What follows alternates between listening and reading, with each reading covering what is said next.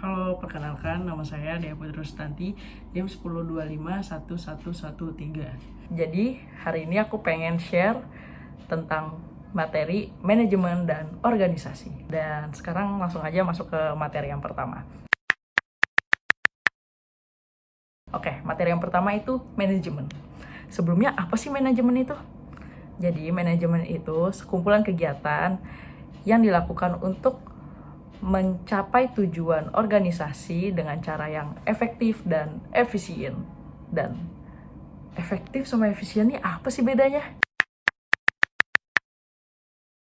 Ternyata ada bedanya loh guys.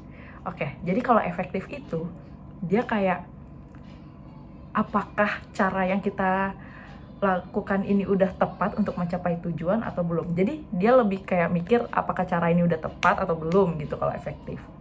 Kayak apakah cara ini efektif apa enggak, nah gitu. Kalau efisien dia lebih kayak ini udah tepat dan meminimalkan sumber daya belum. Nah jadi efisien ini lebih berfokus ke sumber daya. Kayak efisien ini kayak mau memaksimalkan hasil dan meminimalkan sumber daya gitu. Jadi kayak mantap kan hasilnya. Kalau hasilnya lebih banyak daripada sumber dayanya kan bagus ya. Jadi seperti itu ya. Oke, selain manajemen itu harus punya cara yang efektif dan efisien, manajemen juga punya beberapa fungsi. Nah, manajemen ini punya 4 fungsi. Yang pertama ada planning. Planning ya seperti yang kita tahu kan, kayak ngeplan gitu, kayak merencanakan gitu. Jadi planning ini kayak merencanakan strategi untuk mencapai tujuannya gitu, kayak ya merencanakan. Yang kedua ada organizing.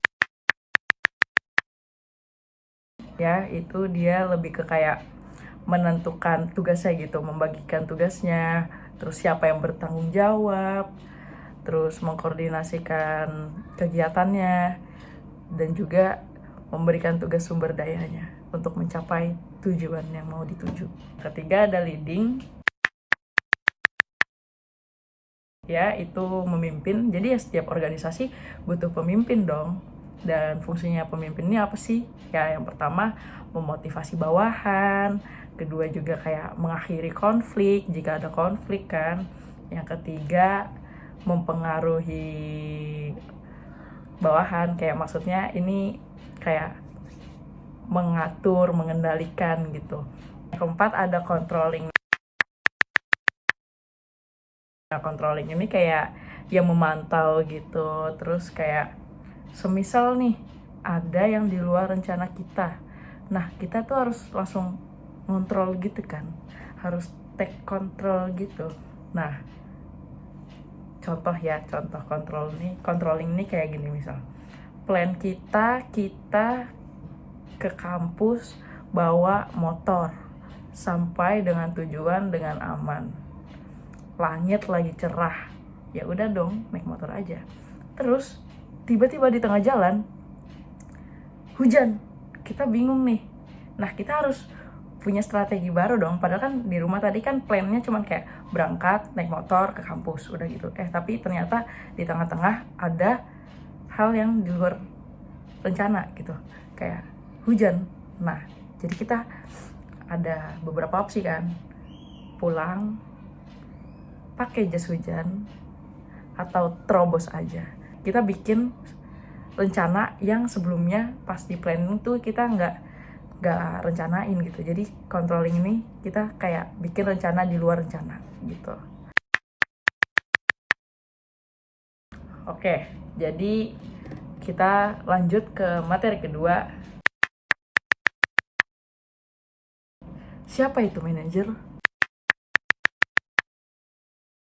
Oke, jadi manajer itu seseorang yang mengkoordinasi dan mengawasi pekerjaan orang lain untuk mencapai tujuan organisasi. Organisasi itu apa sih? Nah, organisasi adalah susunan orang-orang yang sengaja dibentuk untuk mencapai tujuan tertentu. Jadi itu organisasi guys. Manajer ini ada 3 tingkatan. Yang paling pertama itu ada top manager. Nah, itu tuh contohnya kayak CEO gitu. Nah, kayak tugasnya ya kayak mengontrol seluruh organisasi, bertanggung jawab gitu atas seluruh organisasi dan yang bikin keputusan-keputusan. Kedua ada middle manager. Nah, itu tuh contohnya kayak project leader gitu. Terus dia tuh kerjanya ngelola pekerjaannya si first line manager. Jadi itu ada tingkat-tingkatan kan. Top, middle, sama first line. Nah, middle ini dia kayak ngelola pekerjaannya si first line manager gitu tugasnya. Terus juga jadi penghubung antara manajemen puncak dan juga operasional harian. Yang ketiga ada first line manager. Nah, itu tuh dia kayak tugasnya mengawasi karyawan, kayak memastikan semuanya baik-baik saja gitu. Nah, contohnya itu kayak supervisor. Manajer ini punya beberapa peran yang harus mereka lakukan dalam pekerjaan mereka. Dan peran-peran ini dibagi menjadi 3. Yang pertama adalah hubungan antar individu, yang isinya tuh ada liaison, leader, dan figurehead. Yang kedua ada peran informatif, yang isinya ada monitor, disseminator, dan juga spokesman. Yang ketiga ada entrepreneur, disturbance handler, resource allocator, dan negotiator. Kemudian ada keterampilan manajerial. Keterampilan manajerial itu ada 3. Yang pertama technical skill, yang kedua human skill, dan yang ketiga conceptual skill. Oke, baik, kita lanjut ke materi ketiga, yaitu planning.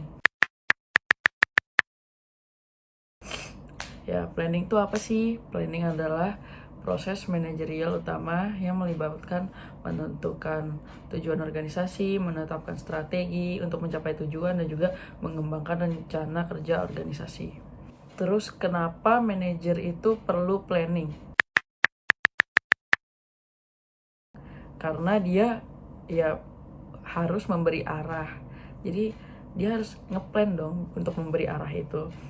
Terus kan kalau ada planning tuh ketidakpastian itu kan berkurang, jadi kayak mengurangi ketidakpastian juga.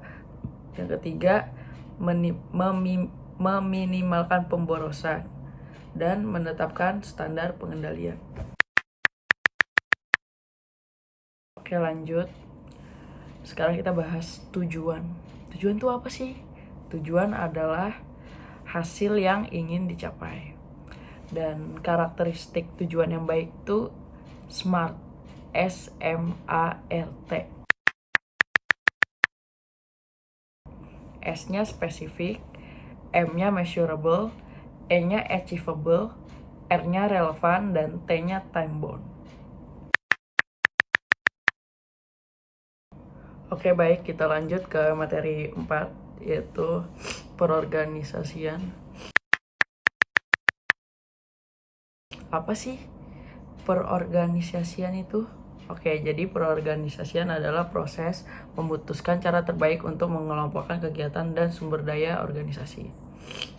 Pentingnya untuk mengkoordinasi kegiatan, membagi pekerjaan, menetapkan wewenang, dan membangun struktur agar semua elemen organisasi bekerja bersama. Oke, baik, yang kedua mau bahas job design. Oke, pekerjaan dipecah-pecah melalui spesialisasi pekerjaan atau job specialization. Memecah seluruh tugas organisasi menjadi bagian-bagian komponen yang lebih kecil atau fokus pada satu tugas gitu. Nah, alternatif spesialisasi untuk menghindari kebosanan yaitu job rotation, job enlargement, dan job enrichment. Terus work team. Ada pengelompokan pekerjaan atau departmentalization, yaitu proses pengelompokan pekerjaan berdasarkan pengaturan logis, yaitu functional departmentalization atau mengelompokkan pekerjaan dengan aktivitas yang sama atau serupa. Terus product departmentalization, mengelompokkan aktivitas berdasarkan produk atau kelompok produk, dan lain-lainnya. Yang ketiga ada hubungan pelaporan dan wewenang. Ini menentukan bagaimana pekerjaan dikoordinasikan gitu. Kayak ada chain of command, authority, line position, staff position, span of management, organisasi tol, organisasi flat.